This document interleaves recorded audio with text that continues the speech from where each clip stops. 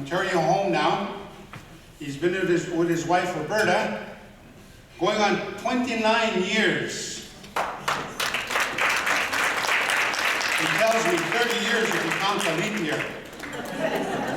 He started to do stage comedy in 2005 by being the only Anishinaabe in the Roog Apple Improv Comedy Troupe in Kenora. He graduated to doing stand-up comedy in 2008. He performed at Rumors Comedy Club, which is, by the way, the premier comedy club in Winnipeg. He also appeared at the Marlboro's Hotel Press Club. Also, he'll be at the Kenora Harborfront this coming Aboriginal Day. Please help me welcome Eddie Boy Mandaman.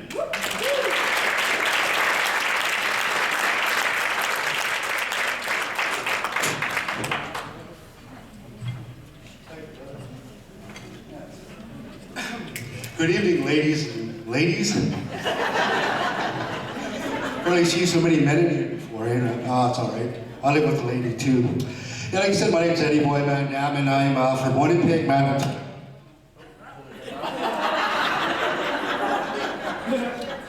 Got disconnected. Testing, there we go. I smoothed this out of the way. So. All right, it's a big crowd out tonight. It's actually my first biggest crowd ever. I do a lot of stand-up in smaller clubs, and usually I don't see this many brown faces in the crowd. It's usually...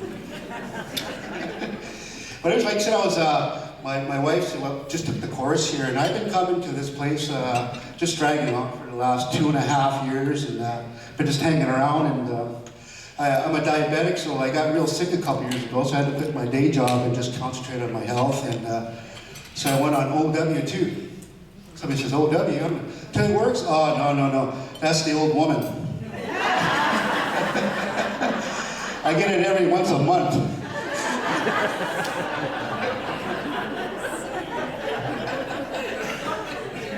Yeah, well, when we got married, my wife and I were almost going on 29 years. Again, like Guy says, if you count leap year, that's 30. I got married non-traditionally way, me and my wife. My father-in-law was the one that married us, and I think we were the first ones that had a true traditional wedding in our territory, probably in the last 80 years, because, you know, with the residential school, we always had our practices and stuff, so we were the first ones to actually bring that back to our community. And I was raised in the city, and I was a city boy. I didn't understand Ojibwe. I didn't even know I was Ojibwe. I was kind of blended in the north end of Winnipeg, so we had Greeks, Ukrainians, and so I didn't know that when I came back to the res there and met Roberta. And we've been together ever since. We just went for a weekend, and I met her, and I've been now in Sault going on 29 years. And I told my mom, I'm just going to the res for the weekend. I'll be right back on Monday. And 29 years, she's going, that's a hell of a long weekend. Yeah, so anyways, we got married, and my wife's father was one of those medicine guys there, so he says, yeah, we can marry you. Okay, cool. We did the whole ceremonies and that there. And here's what my wedding vow sounded like. Hey, whatever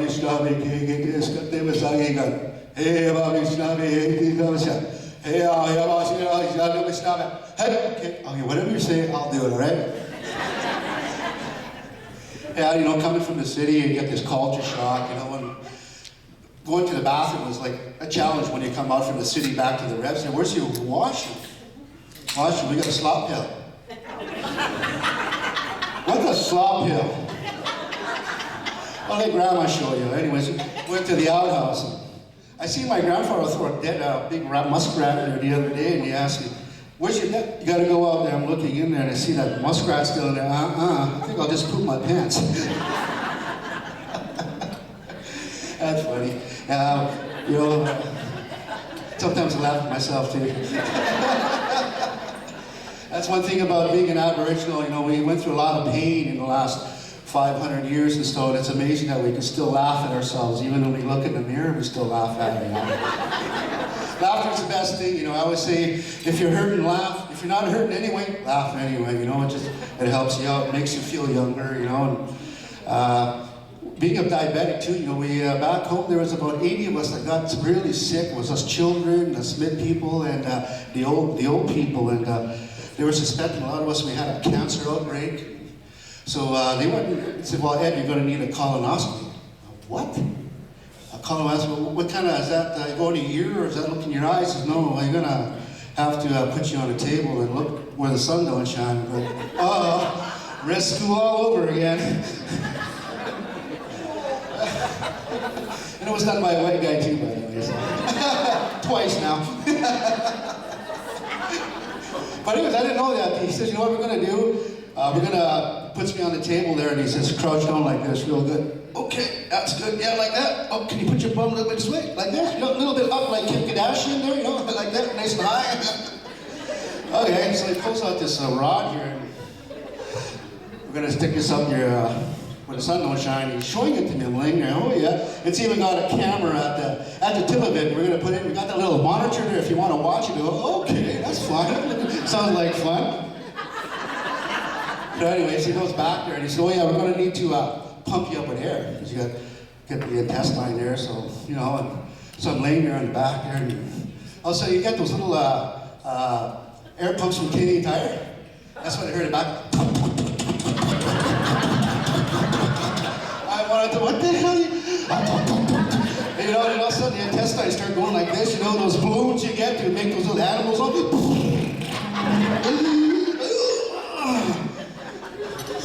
So I'm all full of air, you know, I got a big belly there like Elvis in '77. I didn't really want to go to the bathroom too. So they put it in there. Hey, you can see it going in your colon. Oh, man, really nice and clean in there, eh? We're going to shove a little farther in your head. We're going to go past this little hump. Uh-oh. You're going, oh my God. That one hurt, man. That hurt real hard. But anyways, after it was all done and over with, of course, me being a tough guy there, and he said, "No, you're going to have to walk out of here." But no, not walk out. We're going to have to put you in a wheelchair, and you're going to have to walk out. And me being a tough guy, you know. And I said, "Nah, I'm going to walk out." Nurse says, "No, you're not." I said, "Oh, yes, I am." I said, "Well, if you're going to do it, you're going to, all this gas is going to come out of you. And for the next 2 hours, all you're going to be hearing is." So I'm walking out through the lobby of the Kenora Hospital.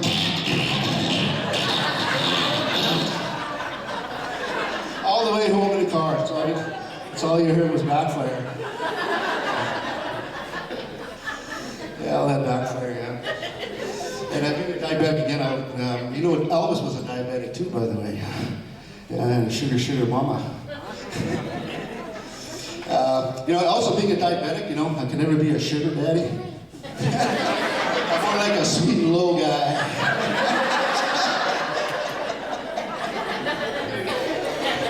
My auntie, she went into the hospital one time there, and I also got an abscess in the back here in the butt too, you know, and us diabetics get that once in a while. They call it a fistula, you know, I had it in the back. I had to look it up too. What the heck's that? So I almost died of that there. So my auntie went in for a triple bypass, and her and I went on the same day there for some reason. Just by coincidence, we ended up going to the doctor. And she was out in 4 days after the operation there. With my abscess, I was almost in the hospital for 3 weeks. Holy man, 3 weeks with an abscess on the butt, you figure you would be out before somebody with a bypass, eh? But no. That's a weird thing to get back there. But anyways, I had to wear a pad for about 6 months every day back there, you know, the extra large kind that come in the blue box. Yeah, you know, I really admire the ladies now when you have to go on your time there and you wear those. I wear them every day now, you know. And you get back heavy there, you know, I'm walking through the aisles. Where's the pads, guy? I need to go and change my pad. It's getting wrong. Hey, buddy, if you got an extra pad out of you can borrow till I get home. Then you gotta wait in the aisle to get to cash it out. You know, you're doing the Elvis thing. Oh man, hurry up. I gotta change my pad. Yeah, you know, and she complains about, oh man, I hate when I go on my time. She goes, well, you only going for a week. I had to wear it for 6 months every day. Yeah, it's pretty funny, you know, and being a paramedic, me and my wife, Roberta. Hi, Roberta. She got her head down there. She's been to every show that I've been at so far, and I've been doing this now for almost 9 years. And I quit my day job now to do this full time. Still supported by Anwa and my wife there. She's my sponsor, my manager, my inspiration. But anyways, yeah, one time her and I, all our kids are grown up and we're just at home now. And being us guys, we like the street when we get home. So after 4 o'clock, we shut the door, we're buck naked there. And her father was gone away someplace, so we babysat his house there again. We got into the house, we were buck naked. And there's something coming through the window, and I remember her dad saying, "Oh yeah, I'm gonna have a cat that's gonna try to get into that front door, window there, so just shove it out like that." Eh? So we're cooking there, you know? Buck naked, cooking, panic soup there and all that there. The naked chef. I said, "Here, hey, Roberta, I think that cat's trying to come in there." So Roberta walks, she casually walks up to the window, you know, she's walking, buck naked. She opens up the blind there, and all of a sudden there's this bear that's almost coming in through the window. It's like almost like right into this. And Roberta looks, she lets out this clear scream, "Ah!" And she looked at the bear looked at her, and what she did? She punched the bear right between the eyes. And that bear shook and he came back out the window. And he came back and he was just mad, because the woman just punched him in the face.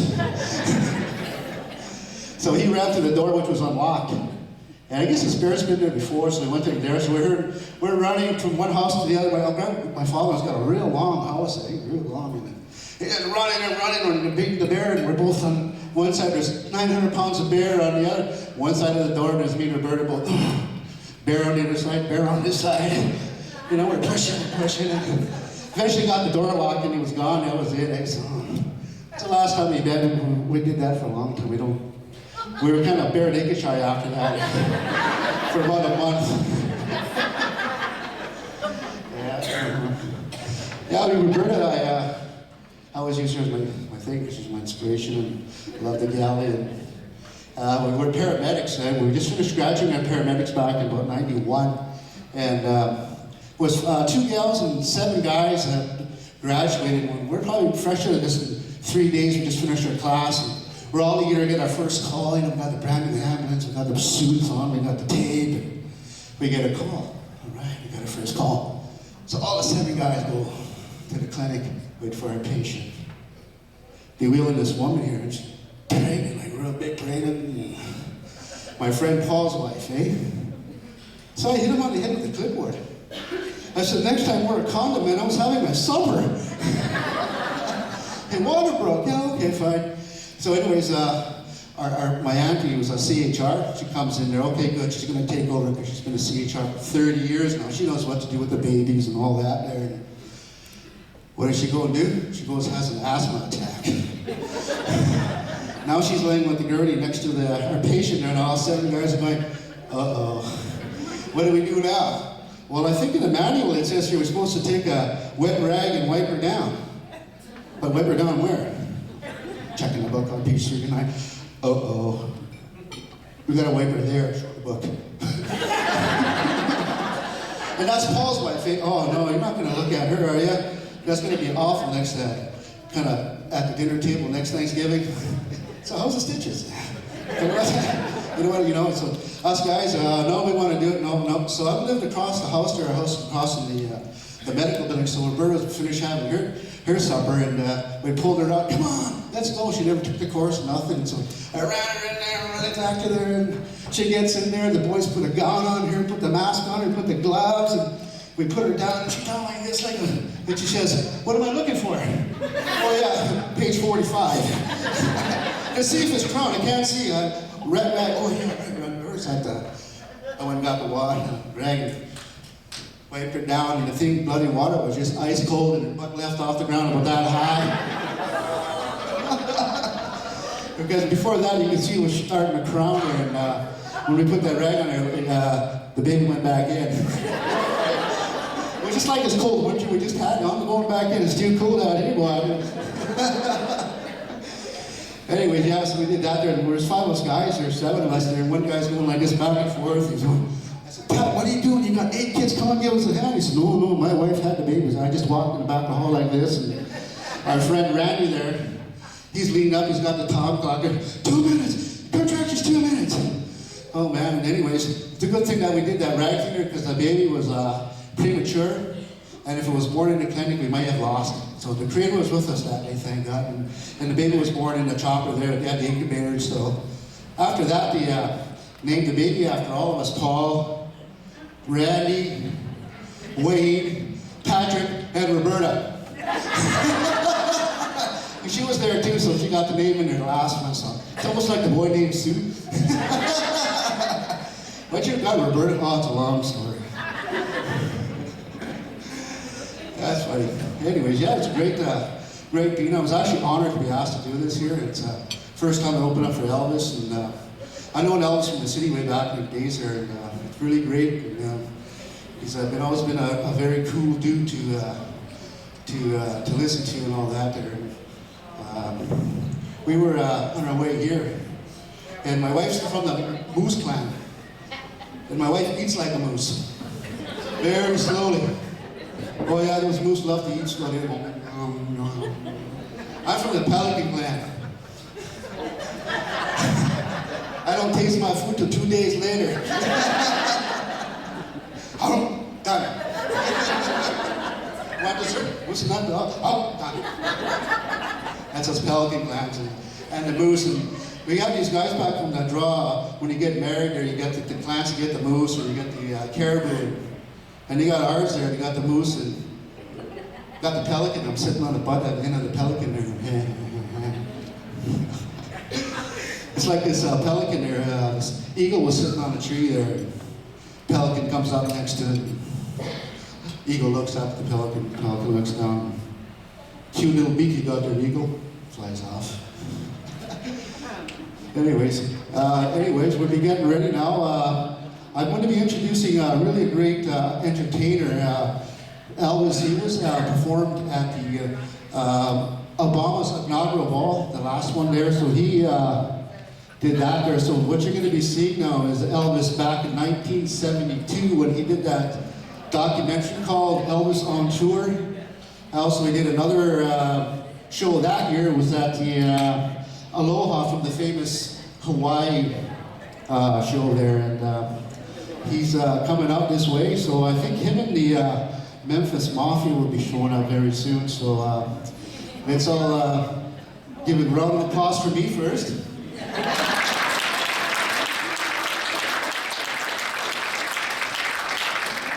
Elvis is going to be coming in very shortly with Memphis Mafia. So with that, I'd also like to thank Colonel Tom Parker here for pulling this together. Hey, Colonel, we couldn't have done it without you.